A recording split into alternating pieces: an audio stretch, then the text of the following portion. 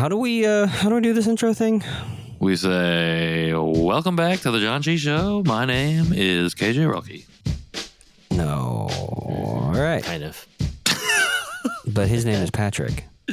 Not according to, actually, just kidding. It is according to my name. Zencaster, Zencaster. Oh my God. All right. I can't. I legitimately can't do this. Somebody else do this. Welcome back to the Janchi Show. What? To radio announcer? It's just very intense. Better than balloon voice. Well, which one? Is it the balloon go back voice. Go back to the helium. All right, sorry. I didn't mean to derail us. It's been a while. It's been a while. You're listening to The Janchi Show, hosted by three Korean American adoptees diving headfirst into what it means to be adopted, Korean American, and more. And now, here's your hosts, Nathan, Patrick, and KJ. Welcome back to the Janchi Show. My name is Patrick. I am one of your hosts, and I'm here with my fellow co-hosts, KJ and Nathan. What's up going on? What is going on, fellas? Going on. I don't know what that means. It's really good to be back, and this new recording time is not good from a brain hole. Let me tell you. I'm going to say it's because all of our kids are asleep. For you, I'm still trying to finish so I can go eat dinner. Oh, yeah. That makes sense.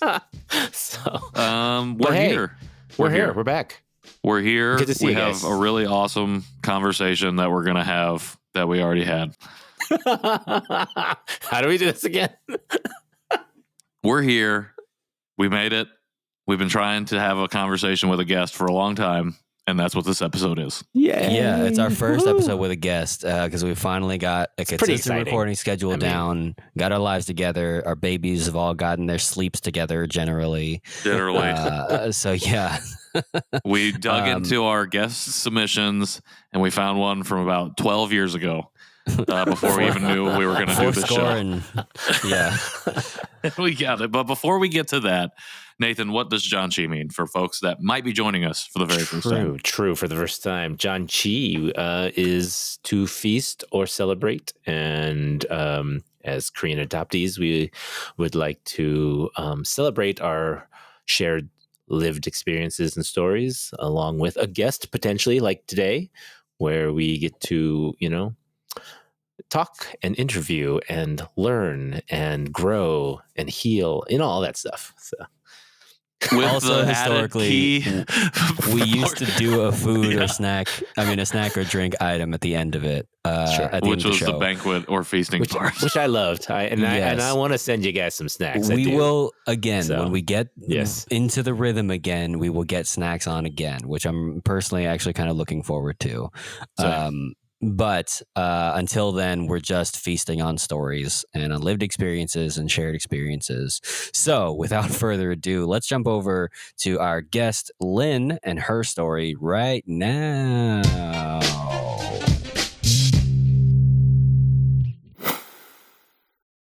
Hello, everybody. Welcome back to the Janchi Show interview portion. We are here with a fantastic guest and our first guest in a long ass time, and we're so excited to have Lynn here on the show with us. Lynn, thank you for coming on and for being patient with us. For listeners at home, Lynn submitted her guest form 2 years ago, and then a bunch of life happened to everyone. But yeah, you're here, and we're so excited to have you. Thank you so much for being here. Absolutely. Thanks for having me. Yeah, I'm excited. 2 years passed by really quickly. Wild. Yeah, so it's okay. I'm here for it. Time is wild. Well, some things never change. So, Lynn, please kick off this whole portion of the show by telling us your adoption story, however feels good to you. Yeah. Well, thanks so much. And I've been working on this, but sometimes I try to preface things with oh, this is, blah, blah, blah. I'm a Korean adoptee from Minnesota. And so you have all heard it before, but that's not the case with any of us. So I'm going to cut that shit out and just talk about what my story is. And I was born in 1985. Or so my documents, the limited documents that I have say. And I was adopted by a family in Minneapolis, Minnesota. And there is a lot of us Korean adoptees here, as a lot of people know. But the kind of the most interesting, sad, all of the above kind of fact around that too is, even though there's so many of us here, I didn't have a lot of exposure to, especially like Asian communities, but I didn't have like a wealth of Korean adoptee friends, or especially like Korean adults and like community and stuff like that. So the lucky part of that is, if I can use the word lucky here too, is I was adopted with my identical twin sister.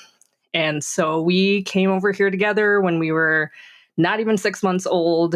But I know that's kind of a rare thing too for a lot of folks, is to be adopted with blood relatives. And so I feel very fortunate for that.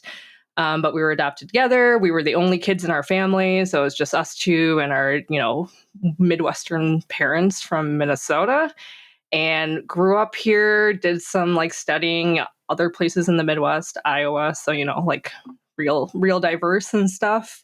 But yeah, just kind of like lived my life. My sister and I, we're best buds now, but it hasn't always been that way. It's just tough with siblings and just, growing up and becoming adults and things like that. But I would say we're kind of best buds now, and we both live in Minnesota still. And just growing up, I don't know. Oh man, I don't. Just being a human in the Midwest is just a unique experience, and I know some folks here in this room like know that experience. But yeah, it's one you have to like live to really fully understand. The stereotypes are all true. Just kidding, but they kind of are a little bit. But yeah, I just did like regular kid stuff, or I tried to do regular kid stuff too. I played soccer when I was growing up. Just went to the local schools and things like that, and just tried to fit in. And it sucked because I never really felt like I did. And even with my sister too, kind of going through her life along a similar like parallel too, it's like we didn't really ever get to talk about any of that, which I know is a lot of people's experience. But kind of fast forward to being an adult. I don't know if I intentionally did this, because again, like just the folks who live in Minnesota here, us adoptees, like we're so siloed. And so even as an adult, when I had more, autonomy, and I could go to places and spaces that my parents never even knew about or wouldn't be able to bring me to, just still like it's just hard to connect with other folks here in Minnesota. We are very much just, we're Midwestern, we're white folks, we're Lutherans, we're all of that. We're Lutherans. And so, yeah, all of that. And, nothing against that, but also, I mean, it comes with its own sets of challenges when you want so desperately to just be accepted, not be looked at, just be able to blend into the background at times too. And you become this person who people just kind of like hyper focus on and things like that. But I went through college, went through grad school, got my degrees and stuff in psychology, wanted to help people. I didn't think that there was ever a possibility that I could be a therapist and work with other people like me. Because again, Minnesota's Minnesota. And I didn't even know that there was many people like me out there who maybe would want to do kind of like therapy or mental health work with me. But that's kind of where I am today. And it's been a really interesting 2 years, really interesting almost 10 years, I would say, too. Just being forced to kind of face a lot of things about myself and my identity too, that while I feel fortunate being on the other side of some of that, like it was just really hard. I didn't really have a choice at a lot of points too, like living in Minnesota during COVID, during the pandemic, during the lockdown and things like that, to really just ignore that part of me anymore. So I would say that's kind of like where my adoptee kind of story really started fully kind of forming, is when I was living in Minnesota and people were looking at me like I was the problem. And so I went off and I started a practice, and I started working with the lovely like communities, the Asian communities and Korean adoptee communities in Minnesota. And that's kind of where I'm at now. Just trying to figure out more about myself and how I can help people who are like me, and just show up for, our community. Were you always interested in studying or going into psychology as a profession?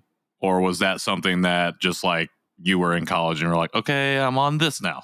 It was a little of both. Like I felt like that was just kind of my one thing I was pretty good at. Like I suck at math. I love reading. I love education and things like that. But it's like, it's not that I picked it because I couldn't do anything else, but I kind of felt like that was my one superpower ability. My sister is like just this like amazing artist, and she has her MBA and she works in finance and stuff like that. And like that shit I can't do. My brain just does not work that way. Talking to people about just like living and like trying to exist and learning more about themselves, like, yeah, give it to me. I can do that all day for sure. That's awesome. Was it flavored by being adopted at all? Like, because for me growing up, as soon as I was exposed to like the nature versus nurture conversation, I was like, "Oh, tell me more." But then also I was like, "But I'm busy doing music, so I'm not gonna pursue that." But like, so was it flavored by your experience as an adoptee, or were you just like, "No, this just seems like a thing that I am interested in"? I think later on I kind of made the full connection, but I think if you would have asked me when I like went into the field and like started my education and stuff too, I didn't think like, oh, wow, like my mental health and like how I think about like just health in general, or like the things I'm interested in as far as like studying just like humans and human interaction and things like that. I didn't ever like link that to like my own experience as an adoptee until much later. And so yeah, nature nurture all day, but I never was like, how does this apply to me? Like I was just kind of living it. Yeah, you're like, And I'm removed from my nature. I wonder if that's affected me. yeah, no, never occurred to me until like pretty recently. Like I was well into my 30s before I was like, oh, hey, like my adoption experience like might impact the person that I am. It's always easier to apply it to somebody else than Absolutely. to ourselves. Yeah. Sorry, Nathan. Yeah. No, I was gonna say I didn't even know there were adoptee focused therapists until about 5 years ago or something, when I think we had met one, or I'd met one in LA. But I think we've talked to a few as well. But I still am fascinated that is a focus. Is that something that you ever like? How did you, other than being adopted yourself, decide that that's really where you wanted to focus? And have you taken a lot of, I don't know, personal, like if I was doing something like that, like for example, we do this podcast, and I'm trying to like put this in words here. We do this podcast, but a lot of times we love hearing from people, but at the same time, we personally get stuff out of it for ourselves. And it's we grow, when we hear everyone else's stories and things and experiences. Is that similar to how you feel, in your field? Yeah, absolutely. I think that that's a big part of what I think mental health and like therapy, like for and like with adoptees is all about too, is like that connection piece. And, I threw a lot of what I learned and how to like be like as a therapist and like a mental health professional. I threw a lot of that out of the window, like in the last 4 or 5 years or so, because it was not designed for folks like us or to like support or like help people like me and the people that I get to work with. So I just, yeah, I think the community building piece of it too has become something that is just essential and like necessary in this work. But as growing up and then going to college and doing all this study and education too to become a therapist, it was like anti that. Like we had to pretend basically that we were not human and or that we had all of our shit together and like everything was great and we're going to like prescribe to you how to like best live your life and things like that, which I found out, hey, guess what? That doesn't make sense. And like it does the opposite, especially for those of us who are looking for that connection. I was going to say we talk about a thing on here a lot, but I feel like we probably haven't talked about it a lot recently because we haven't really recorded that much. But I think we've talked about the adoptee consciousness model a little bit.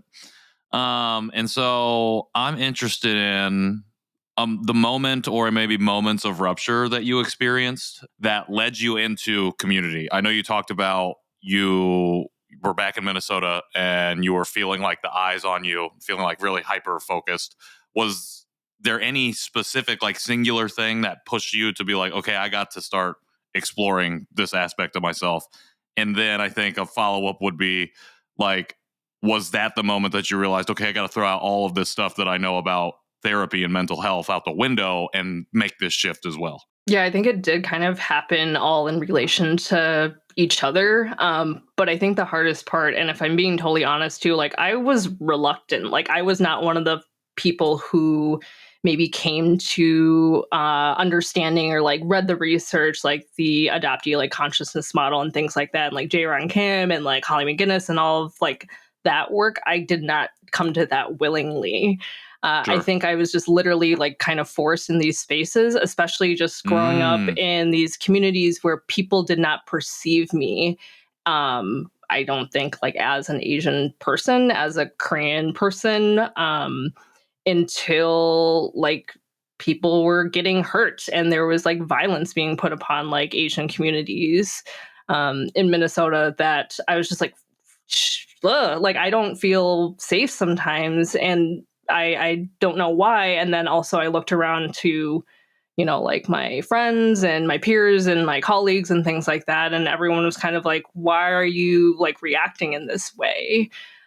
So whether I wanted to or not, I was kind of forced to like face my Asianness. And I'm not saying that I would ever go back, but it was not something that I came to. And I was just like, yes, I'm embracing this. I love this. They were just like, hey, like, we don't like you. Like, we're going to like be racist. We're going to discriminate towards you. We're going to say really horrible, hateful, a lot of times passive aggressive things, you know, about your Asianness, but we're not going to actually acknowledge you as an Asian person. So I was forced, whether I was ready or not.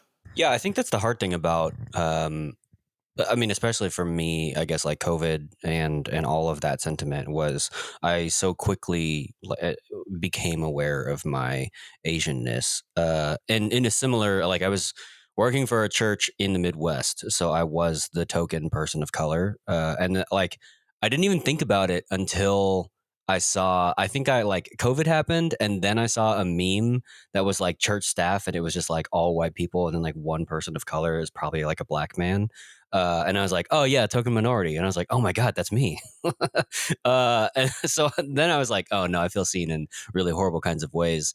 And I'm really curious about not that you're gonna remember this, but in your form, you wrote that growing up in predominantly white spaces, you quickly forgot about your Korean roots and were convinced that they weren't important or that you didn't have the right to feel proud about them. And what I thought was interesting as you were telling your story was you have leaned into the Midwest and Minnesota as like locations that in ways that really stand out to me. And I'm curious how you feel about where you are and your Asianness now, being 2 years on, being from the form, being 5 years on from the pandemic. Ooh. You know, I think in the work that I've been able to do, and after having that gentle like shove into like, figure it out, like this is who you are, regardless of whether you want to accept it or not, that it's changed a lot and in like really positive ways. But it's been a lot of work and a lot of pain, and a lot of, again, facing stuff that I just maybe wasn't really wanting to ever face or really feeling ready to face. But here we are, and I'm glad like I've had that opportunity to do some of those things safely within, you know, my own family and kind of like spaces and things like that.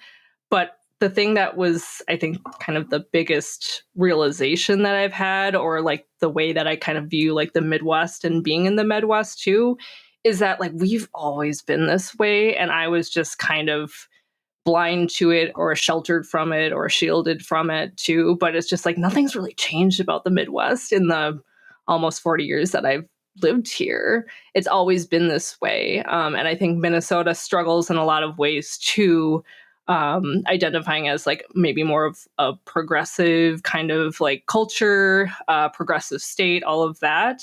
But it looks really different when you're like the person who is in a Lutheran church and you're like the token, or you're like going into workspaces and you're just trying to, you know, be value and do good work and be recognized and things like that. It's different than I think what white Midwesterners would experience or think. And so I'm surprised that I was able to kind of just like live that long without having that realization. But it's just like, we've always been this way too. And my eyes are just kind of readjusting or like being open to maybe what I've had to ignore or what I've just had to kind of like suppress to as a means of survival. I definitely feel that way when I go back to Oklahoma to visit my sister. It's like I'm more aware, I'm more cautious, but nothing's really changed. Nothing. They're the same people, and there's still nice people that are there, and there's still, you know, people that might not be so nice. But it's like I feel more like on edge, where I'm like I'm waiting almost for that not so nice person to say something, and that I hate that feeling though, of being on edge every time I go back. But the fact that you know, what you're doing is, you know, you're accepting it and moving forward with helping others that are in, you know, that are in need, I think is great. I think that's really great work. And yeah, that's I guess it's the life we live in these days, right? So Yeah, for sure. I'm curious too. So I went to Minnesota for a friend's wedding, and we were in Twin Cities area, and my friends and I were struck by like the progressive nature of it, and specifically like me and one of my friends who were coming from Dallas, and I was like, oh man, like look at all this stuff, and then I think someone just kind of like was thinking out loud and like, I wonder how much of it is just like kind of performative because like you're in a blue state and it is what it is. But I also wonder too, um, before COVID and before like Asianness really came into your consciousness, I guess, in like kind of a broad race conversation, did you feel like, and maybe do you still feel like that, like racial progressiveness, social progressiveness towards race specifically, is still stuck in like a black and white binary? And like, so then like finding out you were Asian or having racism done unto you like felt jarring because you were suddenly aware of this third race that like you were like, wait, no, I wasn't supposed to think about that? Or is that like still, has that like kind of always been bubbling beneath the surface for you? Or does that resonate with like your experience at all? Yeah, I think it's always been there, and I maybe didn't have a way to talk about it before. I didn't really know what it was, but the feeling's been there. And so when I was finally able to kind of like name, like, oh, like this is what's happening, that's when things kind of all came together. But yeah, it's been that way for as long as I've lived here. And it, the it's changed in a lot of ways that feel positive. There's lots of local organizations too that like support like Asian communities and Asian leadership. We have, you know, I shouldn't say a lot, but a lot more than when I was growing up, like Asian people like in local government and in these like high level positions too, like very visible. So we're able to like see that, which I think is great. But the kind of disheartening part too is just that, you know, it's like we're not like a fad. And I think that's a big thing too for like Koreans everywhere, maybe. But like it's just like people are just like, oh, like K-pop, like it's so cool. Like, are you watching all these K-dramas? Have you heard about this guy and this thing? And it's just like, you know, great. Like, I'm glad we can celebrate, but kind of to your point too, like about this performativeness, it's just like, I've always been Korean. I don't know, like, that's cool that you are, you know, realizing that now, but like, I've always been this way.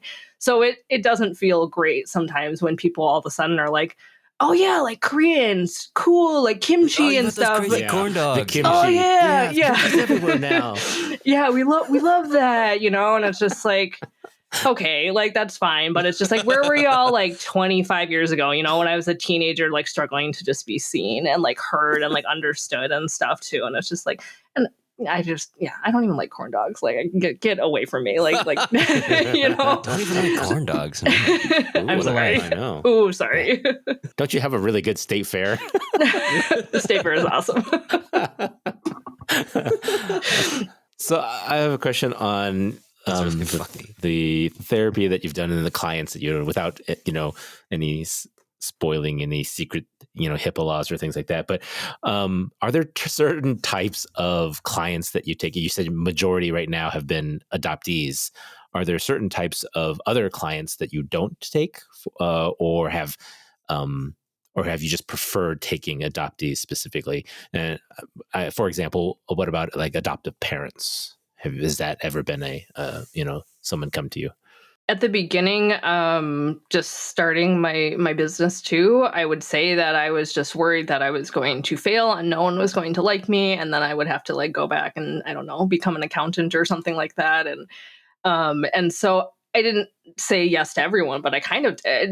I didn't really turn people away because I just wanted to work with people, and I, wanted to, better my skills and get some practice and whatnot. And so the fact that I get to work with so many adoptees, and especially Korean adoptees too, yeah, it just kind of happened. I didn't ever put myself out there as like an adoptee therapist. I think there's just such a huge need for spaces and places and like providers of color, period. But I think like in our community too, just like Korean adoptee like leaders and business owners and healthcare professionals and all of that. And so the need was there, and I just kind of showed up. And I wish there was more of us here. But I think the reason why I do have so many Korean adoptee clients right now is because it's just like there's a need, and it's kind of like I built it and they came kind of situation too. So I feel extremely fortunate for that. I didn't have to really go searching, but I had no idea I was going to get this type of like response either. I knew there was a need because of my own kind of personal experiences, but just like the amount of people who contact me on a daily basis, and just like people who are just so excited that they've never worked with maybe even like an Asian provider before, to being able to find someone else who understands maybe somewhat on a deeper level to their experience and what they might be going through. What's the like effect, I guess, of having adoptee clients, being adopted yourself, and kind of like you mentioned, the increase of Asian American groups or kind of other identity / affinity groups in your area? How has that affected how you think about yourself and how you enter those spaces? You said earlier, that like you would have now, I guess, gone into spaces that like maybe your family couldn't take you before or weren't privileged to know about or anything. So what's just like in your work and your personal life, like how have those affected how you see yourself? I think that I mean I get just as much out of being in these spaces, I think, as anyone too. And again, like just the community piece, the connection building and things like that, that's so essential. It's like, yeah, we work on like problems and, kind of like everyday like stressors and things like that. We do all of that. But literally just like being able to like sit in a space with like another person, another Korean adoptee too, like that in itself, like I think is healing. And I stand to just benefit so much too, because all the people that I work with are amazing. I know like mental health still there's like tons of stigma around that. And I would say that's another kind of Midwest culture thing, is like we don't talk about feelings or emotions. And so just being an adoptee in a Midwest white space too, it's just, yeah, it's different. So being able to just, yeah, share space, share time, share experiences with each other too. It's just such a important aspect of the work that we get to do together. Um, it's tough though, like I have my own therapist, absolutely, because we're all going through it at some degree. But some of that being able to share too, just like the hardship, we feel seen, because a lot of folks too still get the rhetoric of like you should be so grateful though, you're so lucky. And so to be able to just sit in a space with someone, they're like, yeah, I don't feel that way though. I don't. I'm angry. I'm hurt. I'm traumatized. All of those things to be able to share that with another person.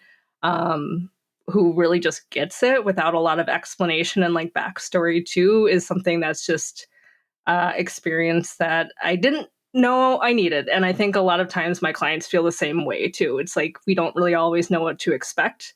Adoptee therapists, like we're not a thing. I think we've been around, but I think really recently too, the adoptee advocates out there and the voices too are finally getting the response and the platforms that they've always deserved. So yeah, it's a cool thing to be a part of, and also really scary and also really emotional. We always talk about our own therapists, but we never talk about our therapist's therapists. And I think that's an important thing that we should definitely be naming and lifting up. I'm interested in, you talked about, you're coming to this journey recently, coming to a like adoptee scholarship recently, like a lot of us here in the last 4 or 5 years. Who are you learning from, either adoptee or Asian American mental health professional or otherwise, as you've made this shift in your own professional practice that have been like really helpful along your journey? I think most recently, like a great majority of my like reference like library and like the books and like research and things that I share with the people that I work with are Asian American folks, adoptees, BIPOC adoptees. Yeah, just it's been kind of life changing too. I was at Con last year, and so I got to see Grace Newton and Holly McGinnis, and J.R. Kim was there, and these are people that I didn't know that I needed so badly, like For 10 sure. years ago when I was like in college and like learning about all of this stuff. So I just continue to just put in the work too, because yeah, just it's necessary. And it's so important. And I feel I have some lost time to make up for, and like learning about all these folks and all the important research that they're doing.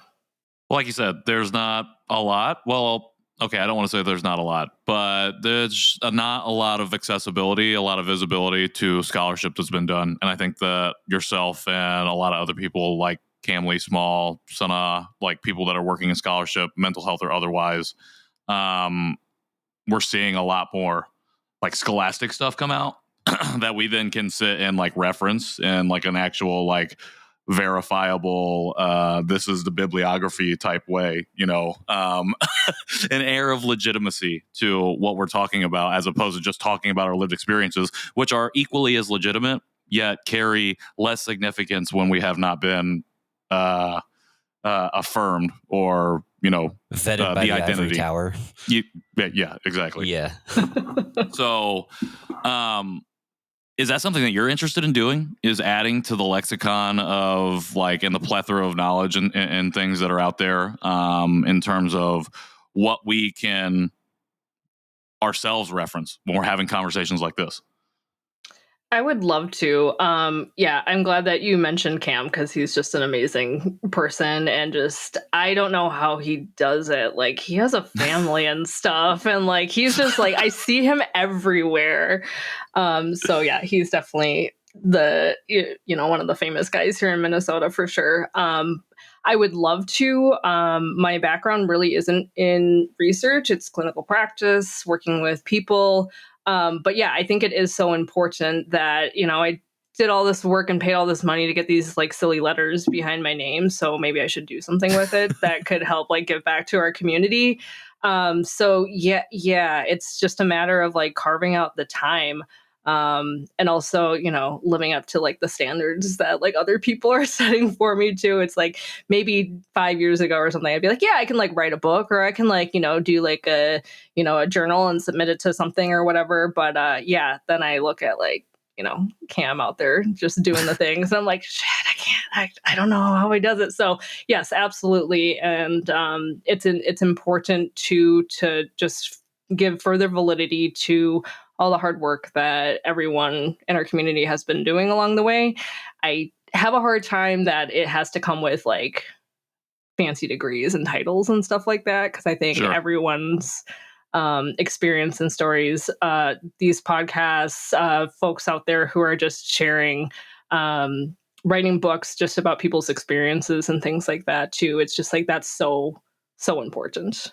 Well, it's how we interweave all of those things. I was just working on something, but it's when we can marry the concepts of what it means to live as our most whole selves, to just exist as that, as all of the identities and all of the communities that we inhabit, to marry that concept with the context of folks who do the research, who provide the qualitative data that we can then rely upon to give further context to our own stories. So those things bolster what we do. The work that Cam does bolsters that. The work that you do, and that once you've been in practice for 5, 10, 15 years, all of those stories, all of those people that you've worked with, then bolster not only your own story and narrative, but the larger narrative fabric of the adoptee community, the Asian community and diaspora, just humanity in general. So everything that you're doing feeds into all of that, and it's built on, community. So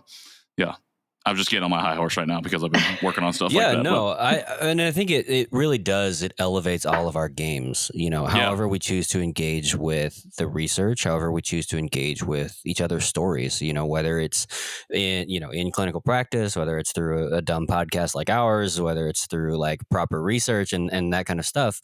Like being able to share resources and tell those stories really does elevate our games. Like our stories and our usage of academic language and scholastic research and whatnot, I think hopefully helps push broadly the narrative and the conversation to the next step.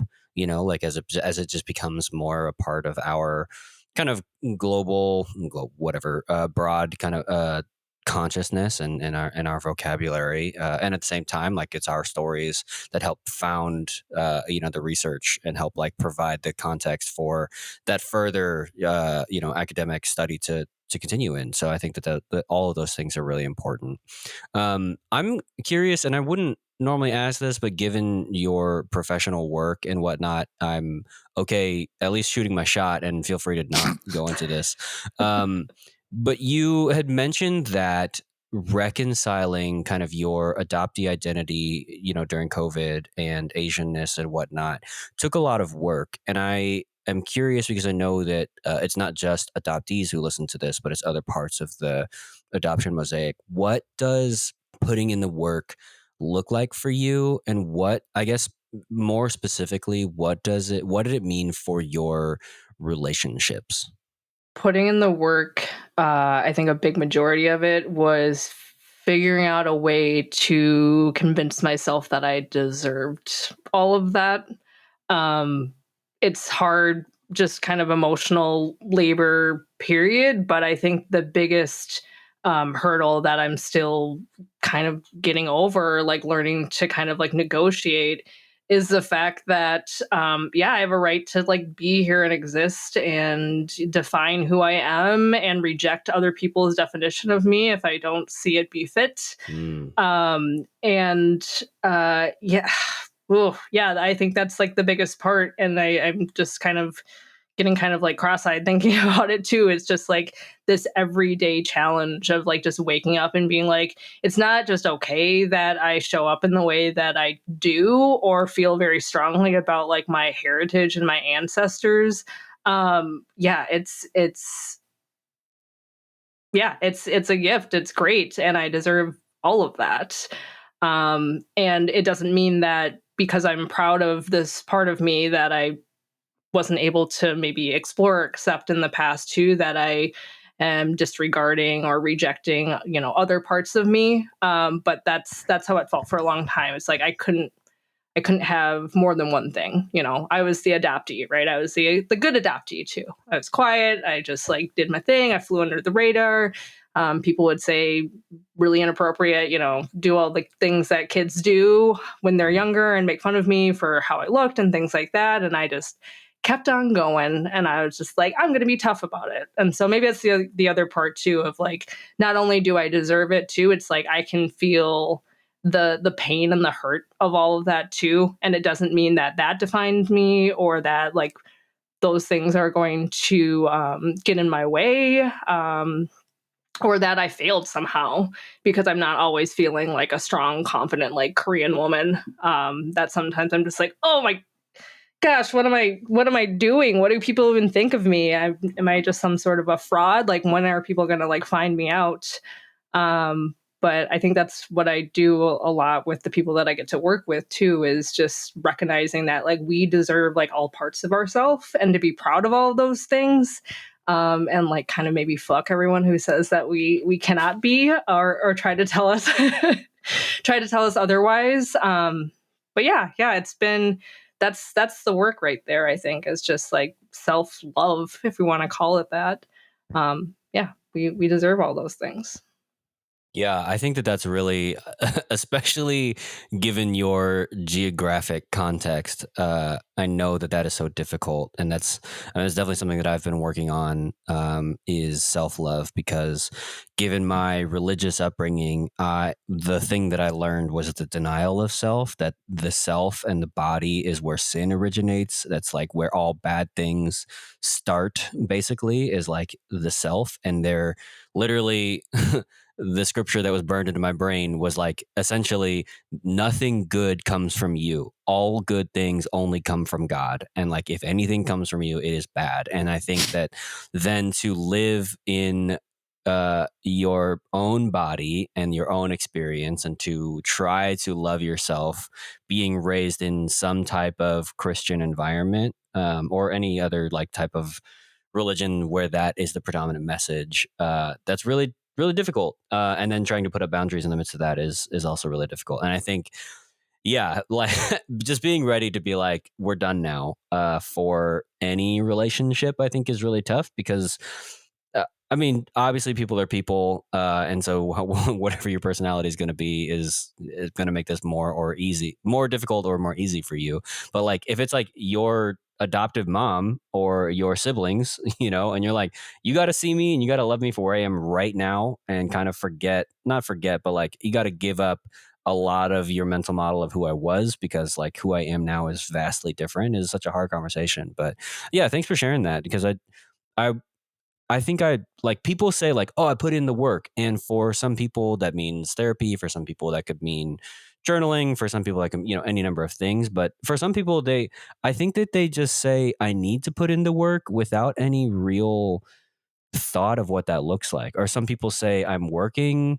I hear that they're working on themselves without knowing, like, how can I support them doing the work? And maybe I'm actually would be curious, like, what does that look like as someone?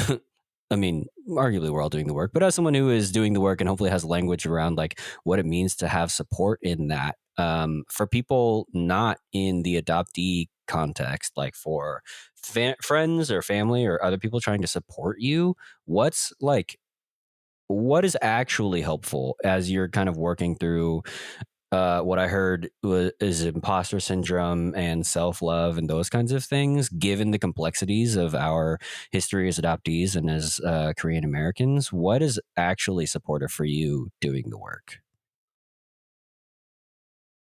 I think the communication part of it, and I mean that's such a therapy thing, right? Like, oh, I want to work on better communication, and it's just like, I've okay, heard that like cool. it's good for humans to be good at talking. So. Yeah. And the talking part is great, right? But the big missed part of communication is the listening part. Communication doesn't exist if there's not like a listening part to it. If someone's just talking in the void, which I do often, then I'm just talking in the void. It's not communicating anything. And so it's the listening piece, not only with, folks who are supporting us, our friends, our family, like allies and things like that, but like listening to ourselves too.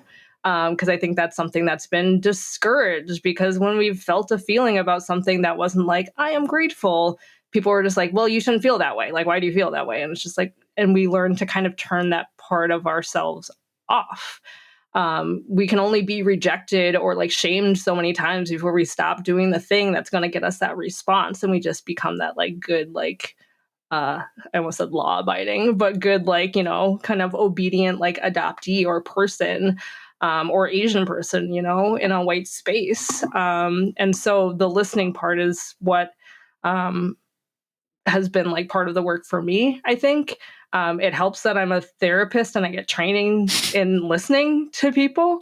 But I think that's just something that I've just kind of been naturally attuned to because we get to learn so much. We learn literally very little when we're talking and we're spewing out words and things like that. We stand to gain so much knowledge too, though, if we just stop and listen.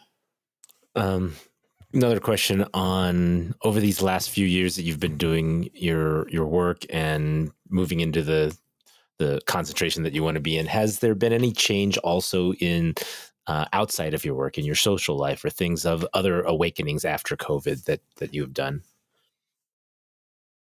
The awareness is there, and I think I do.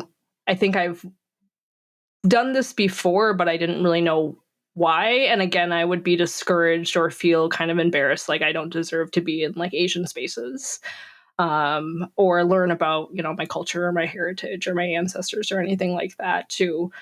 So I would say like a big thing that's maybe changed in how I approach some of that in my personal life is like I seek out those spaces and places and people, and kind of unapologetically too. Like I work on the embarrassment and the shame, in therapy when I feel it. But I like, I go out to the places and I do the things and I like make my kimchi and I just like hang out and and I watch K-dramas not because they're popular, because I'm like, hey, I really like the storyline of this one and things like that. But I think just really embracing that, and especially with the people that I do have in my life, I am very fortunate. I have some great people who I've been friends with since grade school, who are also Korean adoptees too, and just really investing in those relationships like differently, just with a kind of like a new like lens. But yeah, just really taking the initiative and being really intentional about how I support other Asian people, support Asian businesses, how I even like keep my home, how I, the kind of like media content that I take in and things like that. Me 5 years ago would look totally different. My Instagram or whatever it would be, or like the videos or the movies and things that I've watched. But it's been so healing. And so I'm not doing it because it's just like, oh, I got to get on this. I got to do the work. It's just like, I'm giving myself the opportunity to be able to take part in this community that I maybe got to miss out on, or I missed out on when I was younger. Mm-hmm. I love that, being intentional and all that stuff. And hey, you went to con, so sorry we didn't see you at con. We didn't come say hi. I was gonna say there was so many people last year. I was like, maybe we did say hi, and if we did, I'm sorry you didn't come up and say hi to us. Have you heard of us? No, we didn't. Very popular. Well, I don't know everyone who goes to cons, but if I knew the people who had applied to the Janchi show were all she probably totally would have come. She probably like, hey, probably didn't like her because and we never responded. That's right. It's never gonna happen. Sorry. So what is next for you on your particular journey? Is there a specific thing that you're moving towards with your practice, or is there something in your like personal journey that you're like, I'm really looking forward to taking this next step, or whatever that might look like? I think for my practice and professionally too, like my profession and the work that I do has always been a really important part of my life, and good work-life boundaries and all of that, but it is just really important. And I feel like that's one of the ways that I can best show up for my community and other people, is to do the work that I've been trained to do, and give back in that way for sure. And so I hope to kind of further the work that I do, like keeping more on track with Korean adoptee scholars and their work, Asian adoptee scholars and their work, and continue to integrate that into the work that I do. Maybe one day kind of be a contributor myself, but just really just fully immerse like my work into all the great research and all the great work that other folks are doing in this community. And I think personally, just continuing to be intentional. I went to the Adoptee Film Fest, the first Adoptee Film Fest. I think Patrick was there in New York in November, and that was like pretty life-changing. So that's going to be something that I'm going to go to for as long as she keeps it up. I'm going to fly out to New York or wherever it may be in the future too. But just really making sure that I prioritize like being in those spaces and showing up in that way for other people that I care about and my community that I care so much about, but like also for myself. It was a good space to be in. Yeah, and I mean that's really been the through line I think that I've heard from our conversation is just being like how good it is to spend time in space in community with people who get it and for whom there needs to be less translation, you know, about your experience, about what's going on in your head right now, and all that kind of stuff. And I love that you are giving yourself grace and intentionally just like opening yourself up to like. I've heard K-dramas have actually good storylines, and like I'm not big on the corn dogs, but I like the K barbecue, or you know whatever that is. Interacting with your birth culture and being with while also you know wrestling with what it means to be Asian American, what it means to be an Asian American woman, and all those kinds of things. So thank you so much for coming on the show, for being so generous, sharing your story and your time with us, and all of your your patience. answers. Yeah, And your over 600 days of patience. we are eternally grateful for that. Yes.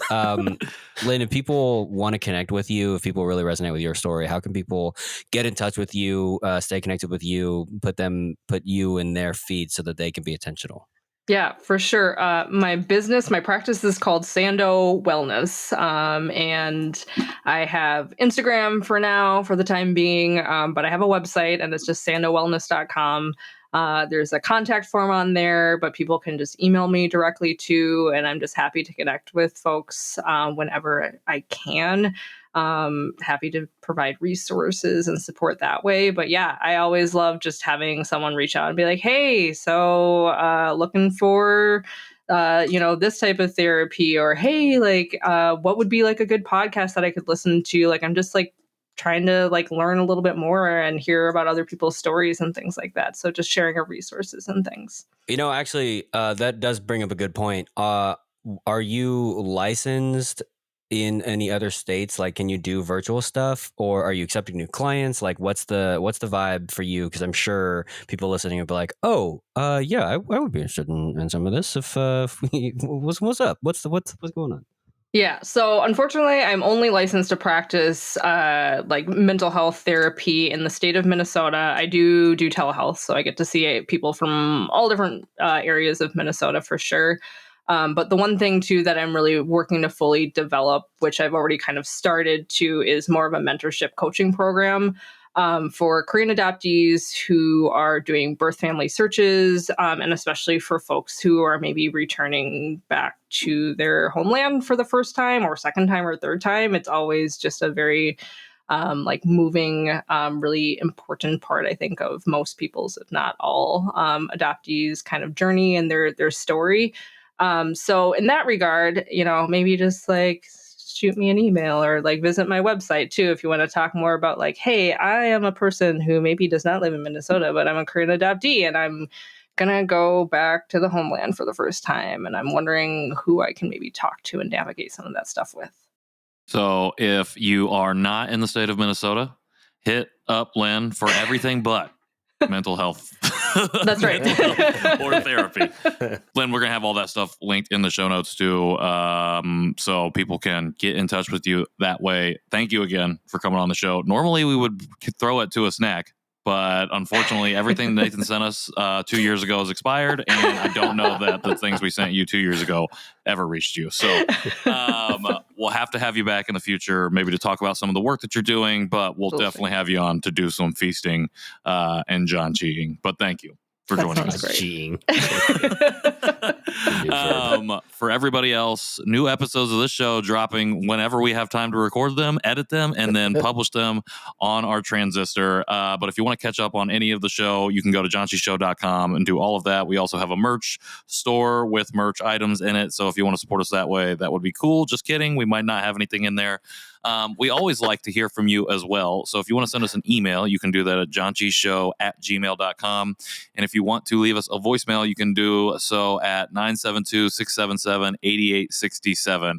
I'm also receiving breaking news that we actually don't have a merch store right now. So do not go and look for merch. Just go and look for the archives. We need to fix it. Last but not least, I think that's actually it.